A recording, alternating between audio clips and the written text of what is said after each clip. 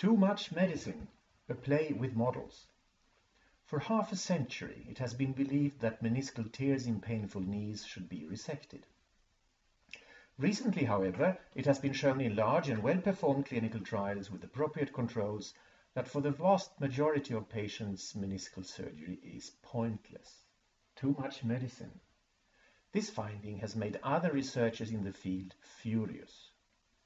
But why are people so angry? After all, this should be good news. Patients get better without interventions. We don't have to expose them to surgery with its risks, discomforts, and costs. Why aren't people happy about that?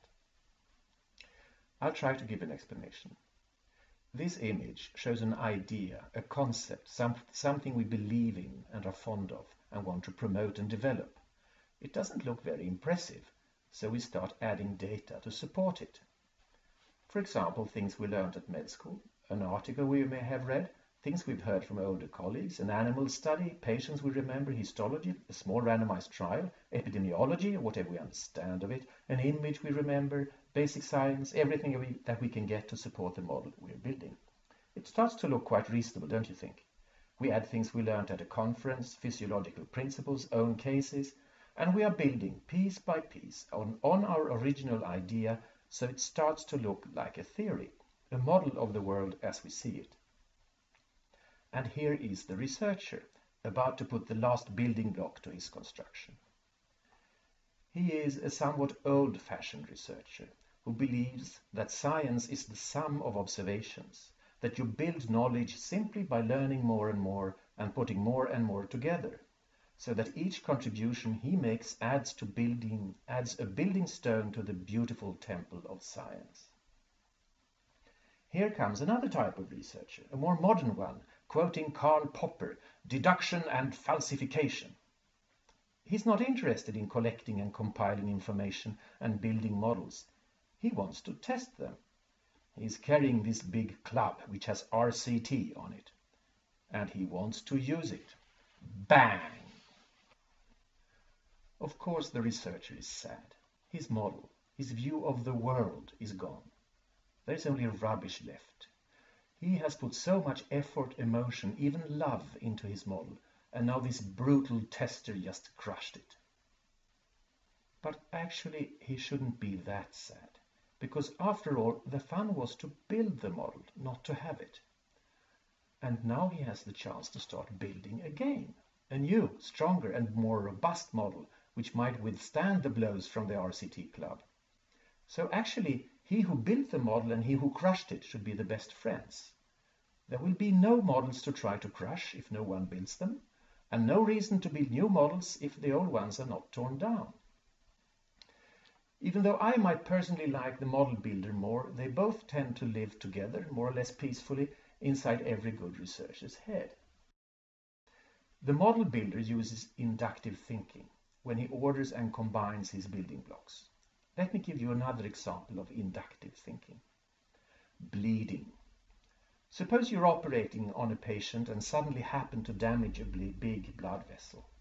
The blood splashes and pours out of the wound. What do? You try to stop it, of course, but why do you stop the bleeding? This is a clear case of inductive thinking. You know that there is a limited amount of blood in the body and that blood is necessary for oxygen transport, and if the brain doesn't get sufficient oxygen, the patient dies. So too little blood is dangerous, so you stop the bleeding. But what is the evidence for this? There is no randomized trial where half of the patients are allowed to bleed, no epidemiological study, I bet not even an expert opinion paper. Still, you know you must stop the bleeding. This is inductive thinking that works. Now to knee pain, some 40 years ago. We knew that the joint surfaces are made of cartilage and have no nerves, so they can't cause pain. But menisci have nerves, at least in their periphery. So if there is pain in a seemingly healthy knee, it must come from the meniscus. So meniscal tears should be resected. But this time, inductive thinking led us wrong. Bang! I have taken out the whole medial meniscus in several young patients in the beginning of my career, causing them pain, long-standing postoperative problems, and almost certainly early osteoarthritis of the knee. Later, when arthroscopy came around, we couldn't resect the whole meniscus for technical reasons, but on the other hand, we could see the lesion and it felt natural to remove only that part. As I mentioned, inductive thinking starts with building blocks of information that we put together to arrive at a model or a theory.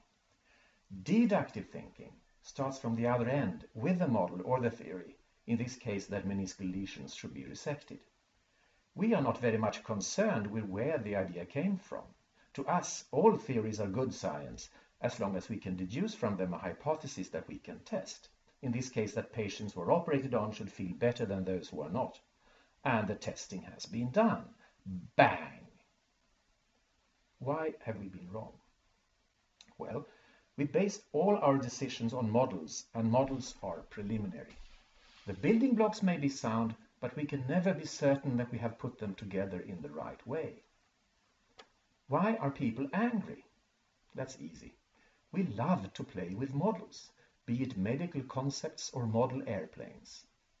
Our models provide us with a feeling that we are in control and that we know what we're doing. They make us feel safe and proud of our profession. And those who crush the models that we have invested so much time and emotion in, of course they make us feel offended and angry, although logically we should be grateful. This desert is inside my brain. The blocks and stones spread out in the sand is my medical knowledge. Here is all of it: articles, cases, studies, data, remembrances from med school. But I would never be able to summarize my knowledge, or even to give a reasonably clear overview of it. It is spread out like pathetic old stones in the sand, littered, half forgotten. Here is a column of a low-quality randomized trial, here a stone of animal data, and a block of ill-understood physiology. Of course we want to bring some order to this. We combine the stones as best we can to make a structure that we can grasp, give a name and conceive, models and concepts that make our work meaningful. And this is what we should do, all the time, to try to put these pieces together and get a better understanding. We do it almost every time we make a clinical decision. It's the creative and fun part of our work. It's science at its best. But we must not forget that we are combining stones from the desert. We're just making a model of reality. If we think that we have a real temple in front of us, that's when we will do the serious mistakes, such as operating on menisci for decades without questioning why. Our models are theories, and they must not become beliefs. You question theories, but you tend not to question beliefs, be they religious or scientific. So the conclusion of all I've said is this: let us continue to build models, play with them, have fun doing science, but we should be friends with those who try to crush our models. Thank you.